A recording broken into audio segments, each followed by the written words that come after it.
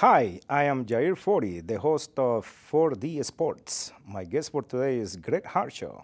He was a former athletic director at UC Santa Cruz and the College of the Bahamas. We will be right back.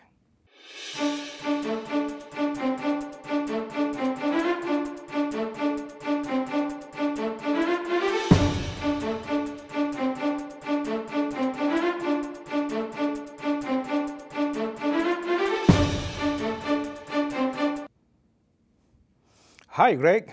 How are you? Jair, it's good to see you. Well, listen, when somebody look at you and think about you, I mean, the only thing that we can see is success. You have been so successful all throughout your life. Appreciate that. And now basically what we want to know, and the audience wants to know, is how do you got started on all of these many things that you have accomplished? Well, I got started because I was serious about my academics and I was serious about my athletics. And those are the two major factors in my life that has carried me from being a part of a working class family raised by my great grandparents to becoming a major league executive and an executive at a major college. Yeah, when you're talking about all that hard work that you went through it, I mean, I know that you left your house very young. No, I did. I left home early, but I said the academics and the athletics were the things that allowed me to go to college, that propelled me to the successes and taught me the lessons that I needed to learn to be successful in business as well as in academics. And what college do you go to? Undergraduate school, I went to Oberlin College in Northern Ohio. At that time, it was one of the leading components of Title IX, and they hired the first African-American football coach in the country. Tommy Smith from the '68 Olympics was also the track coach there. What they did at that time, a man named Jack Scott wanted to prove that being intelligent didn't mean that you couldn't compete in athletics. Consequently, he went out and found the first year that I attended six scholar athletes from around the country. As a matter of fact, 3 of them were from San Jose that Cass Jackson had brought in to play football. And you know, 2 years later, he proved his point that we made it to the NCAA championships in basketball. Yeah, because if I recall, they were not well known for their athletic programs. Oh, no. Oberlin's known for academics and their Conservatory of Music. Yeah.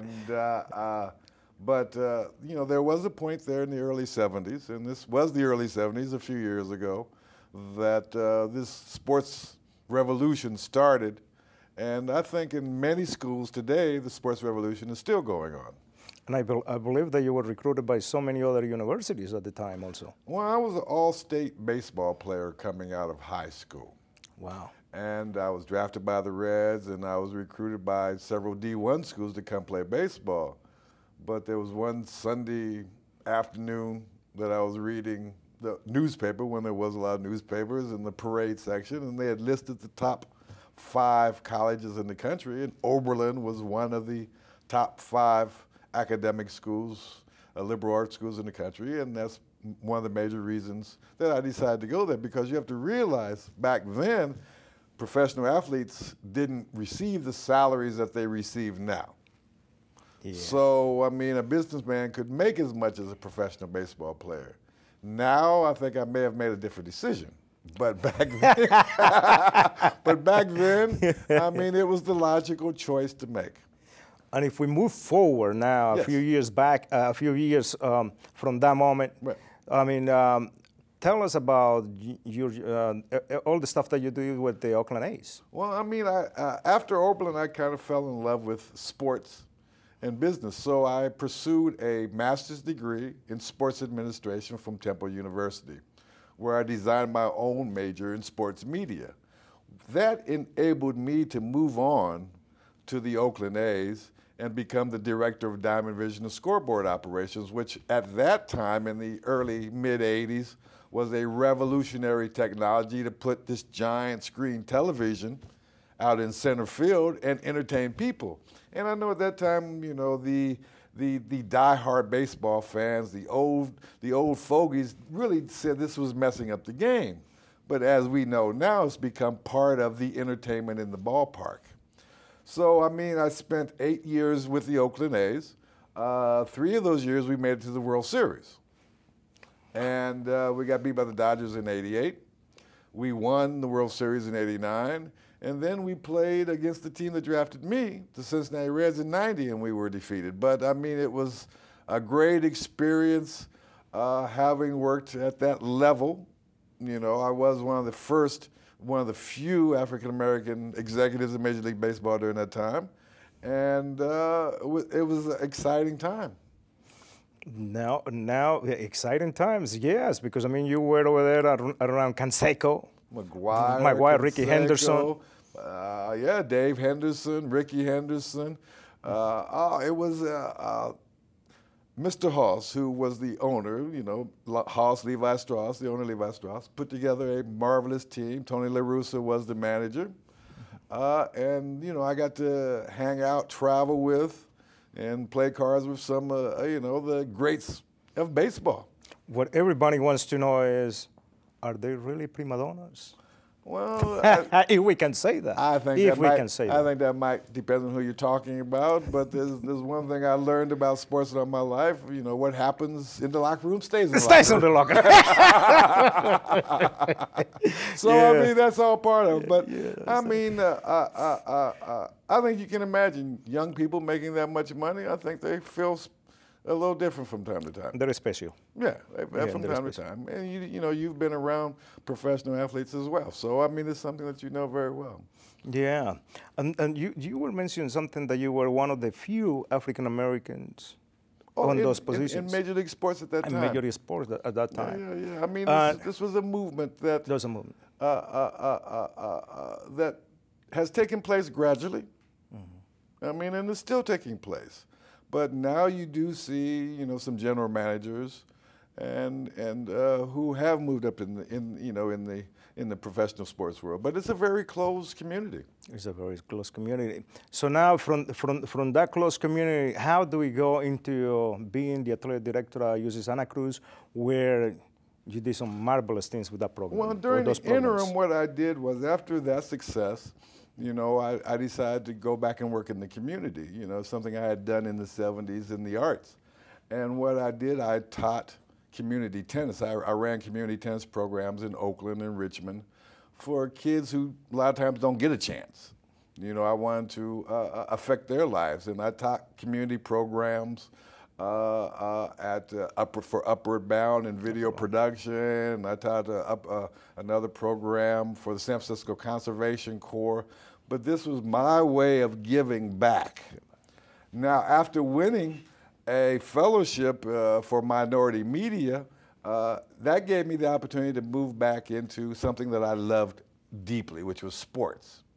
So when the opportunity to take over the athletic director position at UC Santa Cruz came about, I jumped at the opportunity and started the next part of my career as an athletic director at the college level, which I had great fun and great success at Santa Cruz. We created a team, and we were able to take a also run program, you know, which was ranked about 230, and we moved into the top 40 in the NCAA. I was able to host 2 national championships in tennis, and we won a historic national championship in tennis, and built a very strong program that was able to take its place in the NCAA Division III. Yeah, and you also won a Sears Cup, yeah?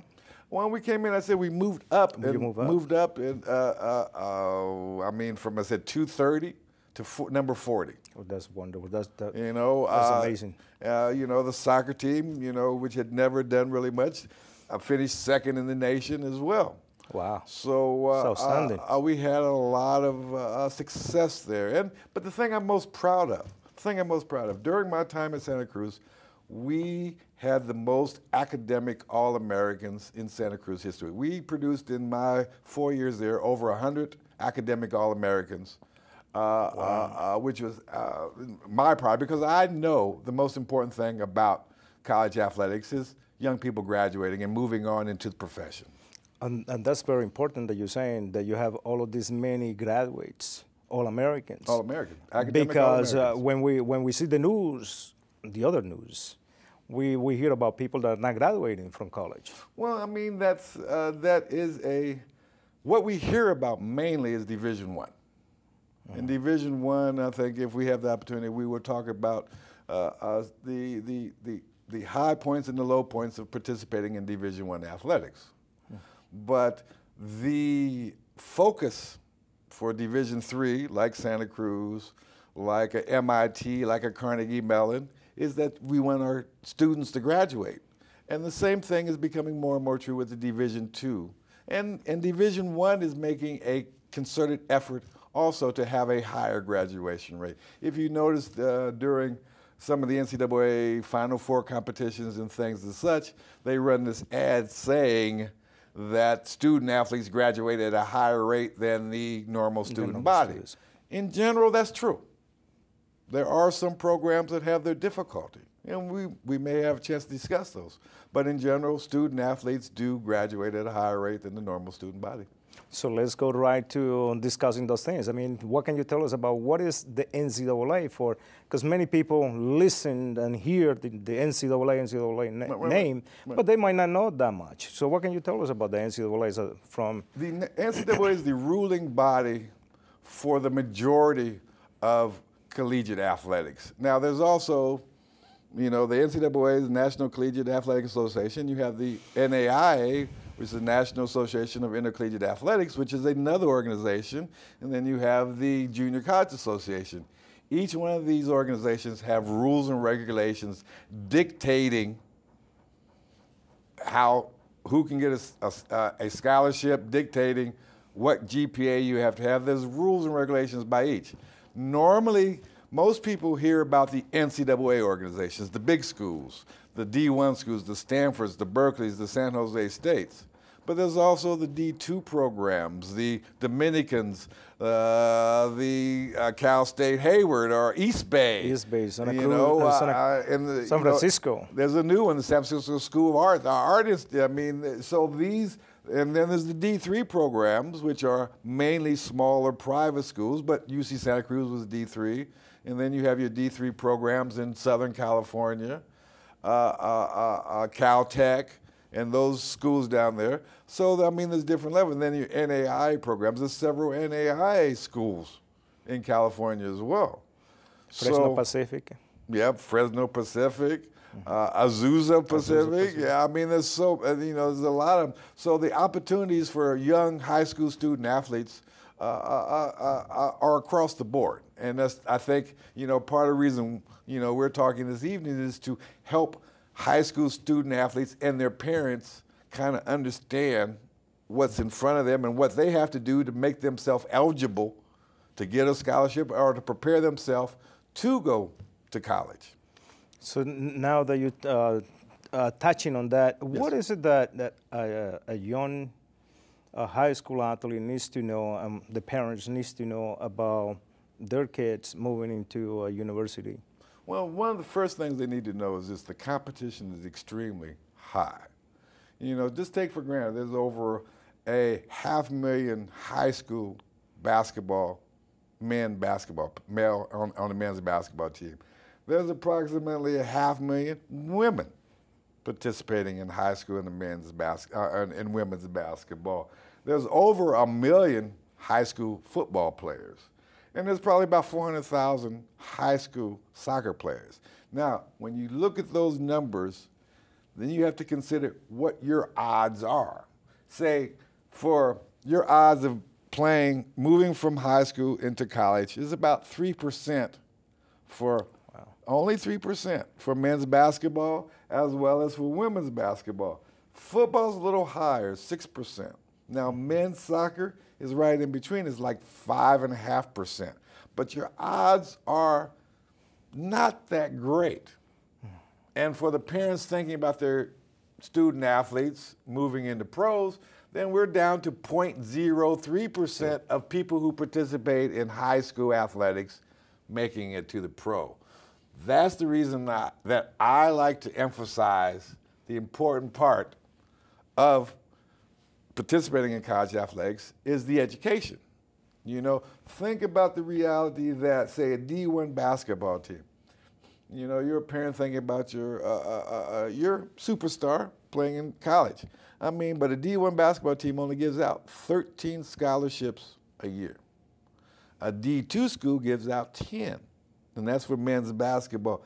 Say for men's soccer, a D1 program only hands out 10 scholarships a year. That's for men's teams. For the women, there's 12. A D2 program hands out 9, and the women, for the women D2, they're only offered 10 scholarships a year. So we're talking about 125 D1 schools approximately, and if you multiply that by 10, so there's about a little bit over 1,000 scholarships a year out of 500,000 people. Wow.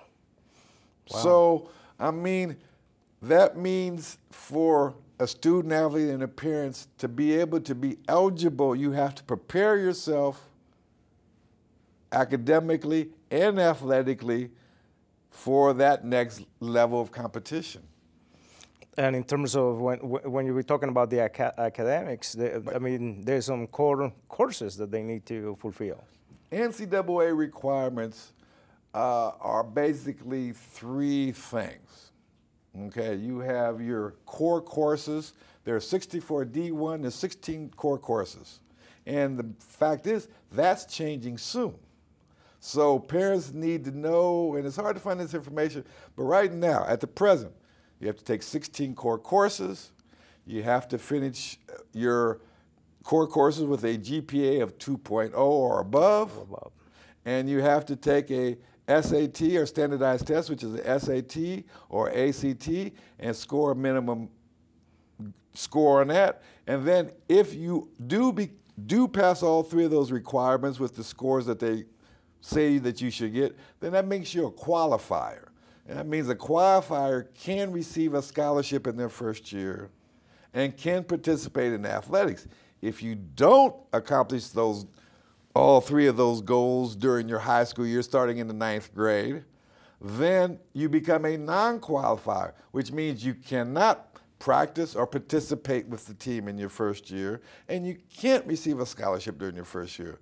So this stresses the importance of academic achievement as well as athletic achievement. And also they had the partial qualifier. That's in the D2. That's in D2. That's in D now. And now in D2, the present regulation is that you need 14 core courses. And the core courses are English, math, science, and some sort of social studies. But I mean, those can be more specific. But in the D2, you get the 14 core courses, you got the GPA that you have to get, you got the SAT you got to get, but if you only make 2 of the 3, if you make 2 of the 3 standards, then in D2 you can become a partial qualifier, which means that you can practice with the team, but you can't play. You cannot play. You cannot play. But they can give you a scholarship. Wow. Now, if you're a non-qualifier, you cannot practice. You cannot practice. Nor play, nor get the scholarship. And this is some of the stuff that parents don't know and athletes do not know. I mean, a lot of times, because they start tracking your GPA and your core courses starting in the 9th grade. I know from talking to a lot of parents, my daughter was a academic All-American tennis player, and I know that your youngsters, your kids are also participating in athletics. I know that a lot of parents that I've talked to have no idea that starting in the 9th grade that their student athlete has to take specific courses to become eligible to play in the NCAA. And that's just the NCAA. Right. Now, if we talk about the NAI, the requirements for the NAI are a little bit more relaxed. Okay. Wow. But you still have to get a certain GPA, which is over 2.0. You still have to graduate in the top half of your class in high school. And you still have to get a minimum 860 or so on your SAT or 60-something on your ACT to be eligible. Now, something that the NAI has done, which is to require you to go through the clearinghouse process just as the NCAA. At the NCAA. You know, because after you do all that, you have to register with the NCAA through the clearinghouse. Now you have to go to NAIA Play and register with them. So as an athlete, and you know that there's so many out there, Right. I mean, they think that they can play in the NCAA program, but they also think that they can play maybe into an NAIA program. Right. So are they kind of overlapping on these registrations or not? To a certain extent, they are. I mean, it's going to cost you about $100, $150 to register for the NCAA. It's going to cost you about the same amount to register for the NAIA. That's why it's important for parents to sit down when their student athlete is in the 9th grade and come up with a roadmap of what academically and athletically they want to accomplish. It's $65 per a the NAIA, I think. I think so, yeah. Yeah. So I mean, and in order for them to do the roadmap, can you give us a little nutshell of what will that entitle? Well, they have to understand the requirements. They have to be able to have to look at schools, you know, to look at the different types of schools. I mean, most of us watch D1 athletes. We know those are the top level, the blue chippers. Mm-hmm. But there are also opportunities at D2 and D3. Now, you know, not everyone wants to practice 60 hours a week like the majority of D1 athletes do. In D2, there's a limited number of hours that you can practice. I think it's about 35 or 40. And in D3, it's even less because they focus more on the academic accomplishments of the students, which I think all levels should do, because I said if you look at the statistics of what kids move from high school to college, from college to pro, that statistic is very low. It's very small. So what makes a university become a Division III, Division II, Division I? I think it's, from my experience, it's the goal, the focus of the university. When I went to the College of the Bahamas to create a program from scratch, I sat down with the president and faculty and many of the alum to figure out what they wanted to accomplish with their program. You know, and I discovered there that what they wanted to accomplish was to attract more student athletes to the program, to keep them in the country instead of letting them go to the States or to Canada to participate. And, you know, I also realized that they wanted to just have competition for these young people. Good, solid, equal competition. So that's why I was able to create a program that, you know, we played D3 schools and NAI schools that were, you know, that would level out the balance, you know, the balance of the competition.